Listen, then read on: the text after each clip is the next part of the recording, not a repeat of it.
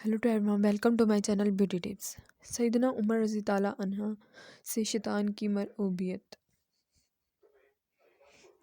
हज़रत सईद बिन वक़ास बिला फरमाते हैं कि एक दफ़ा सैयदना उमर जी नबी करीम से अंदर आने की इजाज़त तलब की। उस वक्त नबी करीम सिंगा के पास कुछ कुरैशी औरतें बैठी हुई थीं। वो इतनी ऊंची आवाज़ में गुफ्तगू कर रही थी, उनकी आवाज़ में नबी करीम सल्लल्लाहु अलैहि वसल्लम की आवाज़ से बुलंद हो रही थी। जब उन औरतों ने सैयदना उमर की आवाज़ सुनी जल्दी से हिजाब में चली गई। सैयदना को इजाज़त तलब फरमाई। वो आए तो नबी मुस्कुरा रहे थे। सैयदना उमर फ़ारूक ने अर्ज़ किया, अल्लाह आपको हमेशा इसी तरह खुश रखे। नबी करीम सल्लल्लाहु अलैहि वसल्लम ने इरशाद फरमाया,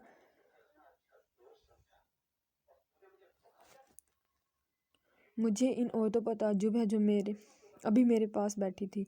जब उन्होंने तुम्हारी आवाज़ सुनी जल्दी से पर्दे में चली गई। सैयदना उमर बतलाते हैं, अर्ज़ किया, या रसूलल्लाह, आप ज़्यादा मुस्तहकम हैं, आपसे डर जाएं।